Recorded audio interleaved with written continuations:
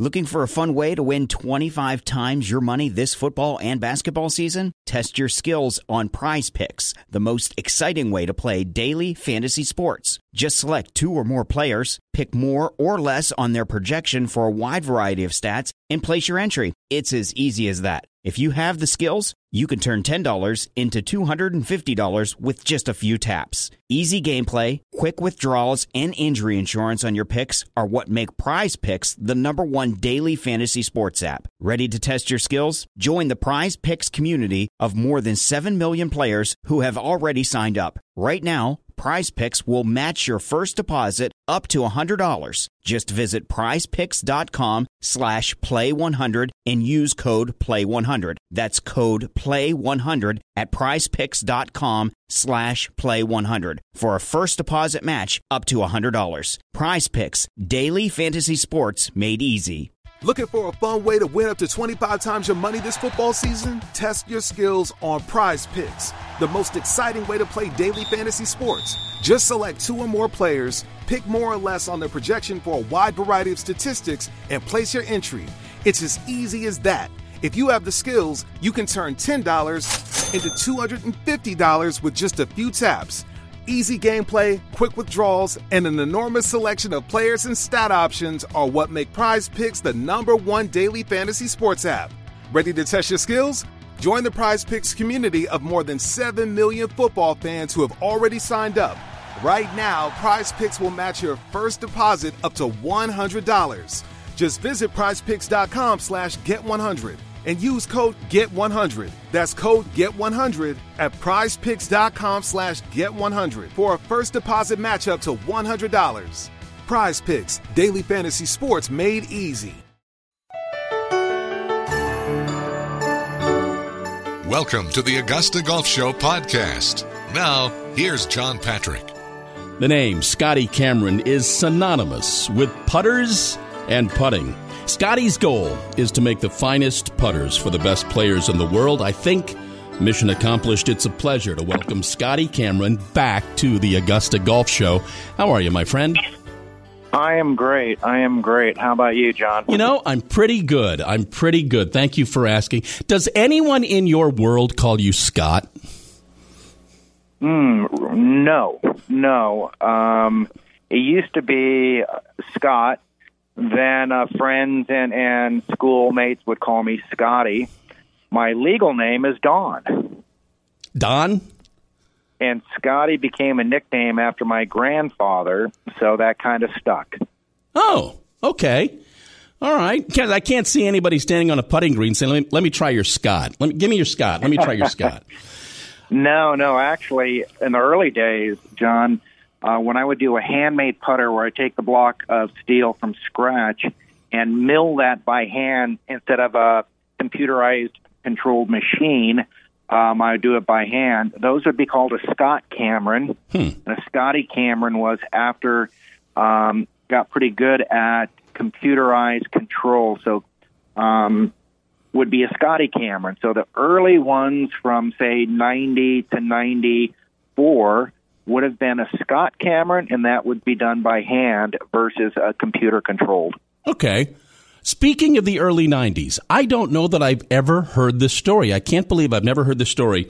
Surrounding your growth and Bernhard Langer and the 93 Masters, how and why was that so important in your career? John, I was designing for quite a few different companies and manufacturing putters for Ray Cook, for Maxfly, for Roger Cleveland Classics, for other companies, and everybody wanted to have a putter in the $70 to $75 range. At that time, the most popular would have been a Ping Beryllium Copper at $79.95. And to do it right, to mill it from the block of steel, it just takes money. And doing it in the U.S., it takes more money. I set out on the journey to start my own little company and not trying to cut corners and trying to have a milled product in a cast putter price range. So I set out on my own, and I found homes for these people that I was doing design work and manufacturing for, and said, I'm going to do Scott Cameron International. And we set on a journey. My wife quit her job. We got a small warehouse, and we had 3 employees, and we just set out to make the world's finest. And couldn't give them away in the U.S. I went to Japan and worked with Tommy Nakajima and other Japanese players. Japanese people loved the craftsmanship and the story, and so it started in the U.S. They had success, and at that time I came to the U.S. and went out on tour and shared that story and success with players. The Masters, when Bernhard Langer, that was kind of our entry into the U.S., and that kind of put our name, the Scotty Cameron name, because when we were doing it for other companies, Cleveland and Max Fly and Ray Cook, they used their names, not a Scotty Cameron. When we found homes, started our own. So Bernhard was a first major with a Scotty Cameron product called the Classic One, and that was well seen. It was a great win, and it was the starting point for Scott Cameron International to create what we have today. Today, these days, Scotty, how many putters do not individual putters, but how many designs are there? How many putters do you create a year? You know, crazy, because in our studio here, for example, last week I had in for 2 days Danielle Kang. Mm-hmm. I created 9 putters for her, so I started 2 days prior. I saw her at the Florida Trade Show. She wanted to come in. She was had all these questions, and she was wonderful to work with, but I created 9 original putters for her. So if you include all the necks and all the grinds and all the shapes and all the milling, it's countless designs, because a lot of them are experimental and never make them to the marketplace. They're just thoughts for players, for them to see what they have in their brain. A lot of times, I know they're not going to like it, but sometimes we have to do it to get it out of their brain and move forward to say, yep, you're right, this isn't going to work. I see what you mean by that neck or that offset or that grind or that shape, or you got to get it out of their mind and move forward. And we did that. And she texted me over the weekend and said she had 8 birdies on her first 18 holes. She had 8 birdies. That we are totally on track with her mindset. We're talking with Scotty Cameron here on the Augusta Golf Show. Other than Danielle's 9 putters, tell me what's new for 2023. You know, the line we do of Special Select, which now has gone from Studio Select, Special Select, now to Super Select, and the design gets refined over the years. And, you know, this line starts with a Newport and a Newport 2, which is a very classic heel and toe shape. And through the years, we've milled it. We put in heel and toe weights. We put in now tungsten heel and toe weights. And I didn't want to redesign the world. The last thing I want to do is give a Newport to a Jordan Spieth and him look at me like, you've totally screwed up the original design. You've taken it too far. You've messed it up. The deal was, it's really good last year. How do we do it better? The goal was to remove 10 grams out of the head in places we don't need it, like the neck and the back pocket. But when we remove weight from there, we don't want it to sound hollow or funny. So it's removing the weight and putting it into the areas of heel and toe and back of heel and toe to make it better, perform better, more MOI for off-center hits. So it's taken a classic like a 911 Porsche, and they refine it every single year to what it is today, and it's really good. But I wouldn't want to screw it up and make it too far-fetched where players say, you messed this thing up. So it is now the Super Select. We just introduced 2 weeks ago at the Florida Trade Show, and it's a huge success. I'm a Newport 2 guy, so if I came to the studio for a fitting, or anybody comes to the studio for a fitting, would there be a conversation about other putters? Is there normally a conversation about other putters, or do you work to fit me with my Newport? Not at all. For example, a session we had quite a few years ago with Justin Thomas. He's a Newport 2 guy, but the sight line in the back, he having a tough time lining that up and wanted something wider. And he talked about mallets, but the issue with the mallets that he thought everything had to be face balanced. So I said, we can get a toe hang or a performance of a Newport 2, but then check off the list of the way it sits on the ground, the way it looks, the plumbing neck. We can create performance in a mallet like we do a blade that is more forgiving, that the sight line is better, that it does sole better.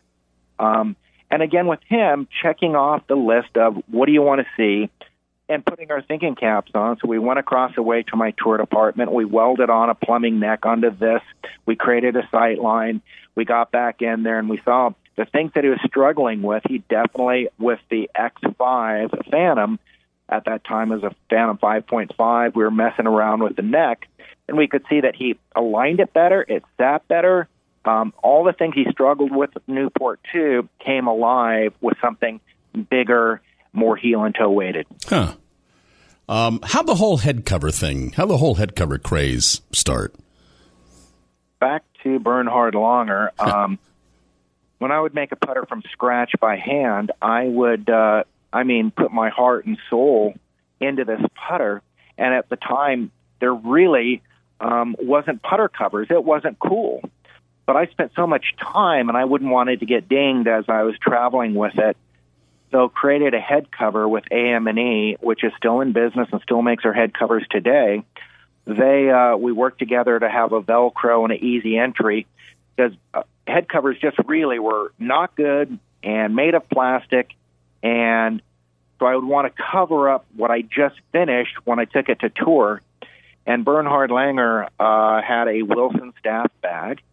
I just thought it'd be cool to match the red from Wilson Staff, put that head cover on. And a friend of ours out of Japan, an account called Mini Box, Mr. Matsumoto, ganged up all the colors we did in that times frame of 92, 93. We did yellow, forest green, red, so I'd be prepared forest green for McGregor and blue for Mizuno. So when a guy took a putter or was using it, I'd put a color to match their bag just because it matched. Right thing to do. Mr. Matsumoto ganged up all the colors of about 7 or 8 head covers and had me sign them. I said, why? Because I would like to sell these as a set. That's a great story of why you did that.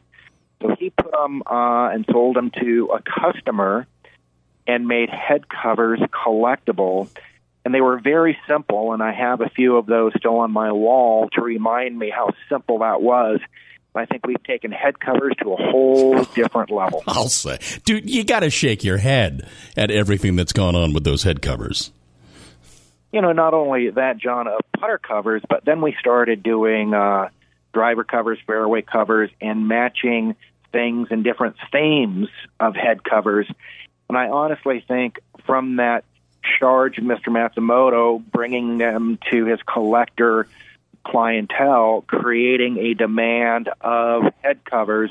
And I'm going back here, 30 years ago when this started, and now the themes, and we now have websites where our website, we sell head covers, and it has taken on a life like no other. Here, I'll let you. I always ask you this question when you're on the show. If I look in your bag right now, what's the putter that's in your bag? Gotcha. I love the classics. For example, a flange blade without a pocket. And I put a pocket in the bottom with a bullet bottom with kind of this hack slice in the bottom where it is heel and toe weighted, but from the top it looks like a blade. And I call it a pintail. It looks like a pintail surfboard. In carbon steel, then I can hand blue it myself here at my tour department. If we were to bring that to market today, John, we might sell 6 putters. I do it for my 2 galleries, one in Hamamatsu, Japan, and one here in Encinitas. And we have collectors and golfers come from around the world to find unique items of stuff that sets their fancy on fire, where they see something and go, oh my gosh, I remember this when it's made heel and toe. It's really not heel and toe, but it is heel. So we've made classics better. But that type of a putter in today's world would not sell, but that unique buyer and collector and player are looking for cool, unique items. And that's what the galleries are for, not to compete with accounts to sell production, Scotty Cameron Titleist putters, but to find things of what they fall in love with. And I do believe when you find something you love, absolutely love, you putt better because your confidence level goes up. I believe you have a relationship with a putter, and you know what it's going to do at those certain times when you're under the gun to beat your buddy for $20 or whatever it is. Putters have feelings. I mean, they have character, and you have a bond with a putter, and you've seen some of the greats of the past have these putters that they don't get rid of, that they keep on coming back to because they have a relationship with a putter. I think to find that special item and putter is magical. Scotty, I can't thank you enough for giving me this time. You're always gracious when I call. Thank you for doing this. I hope I get to see you soon. Okay, John. Thank you very much for having me, and we'll talk soon.